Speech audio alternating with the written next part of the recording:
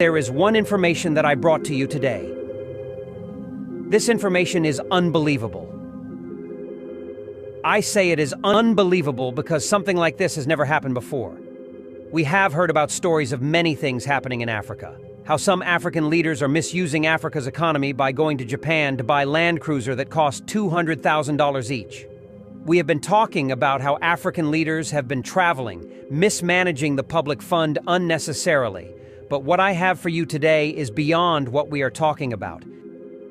And you would ask me, what is that? Well, what the chairman of ECOWAS did is unbelievable.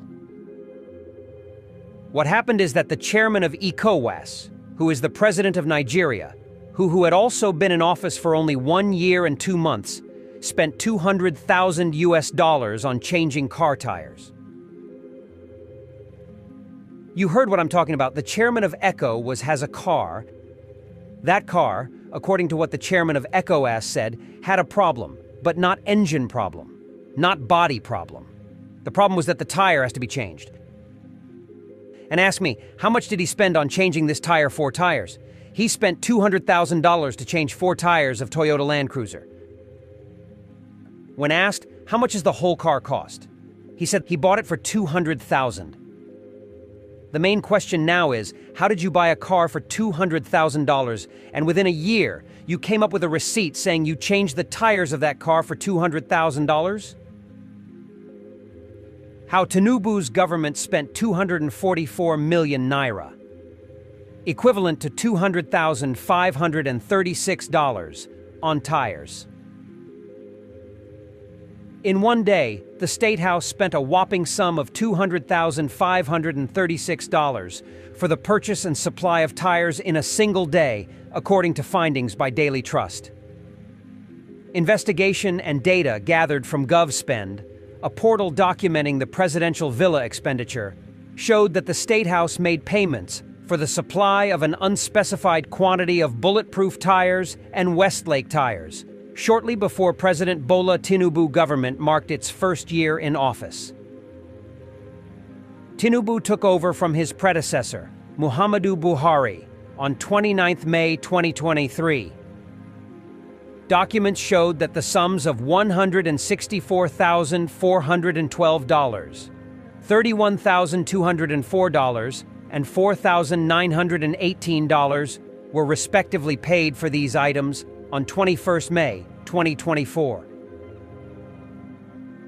The documents revealed that 2 separate payments were made for the purchase and supply of tires, no specified quantity, for bulletproof vehicles, and another 5 armored bulletproof tires to Obi Wealth Enterprises Nigeria Limited, RC640684, for the sums of $164,412 and $31,204. A quick search on the Corporate Affairs Commission (CAC) website revealed that the company is inactive. Hami and Faye Investments Limited, active on the CAC portal, handled the other part of the supply of an unspecified number of Westlake tires, 31580R22.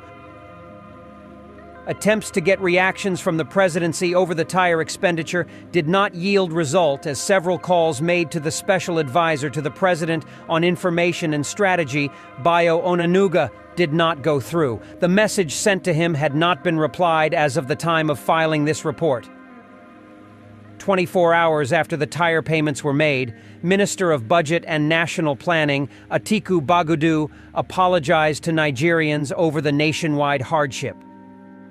Speaking during the ministerial sectoral update, he said the policies of the Tinubu-led government were on track despite the currency crisis and inflation, which has frustrated economic growth. So what's the answer to all of these? It's to restore macroeconomic stability that will ensure that investors, both domestic and international, put their face in our economy once again. And we are all doing this without a blame game. And I apologize for the pain that they may occasion, but they are necessary. Is our strategy right? Absolutely. We believe our strategy is right, but it requires occasional calibration.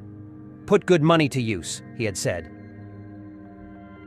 Nigeria's inflation has risen to a 28-year high, worsening the cost of living.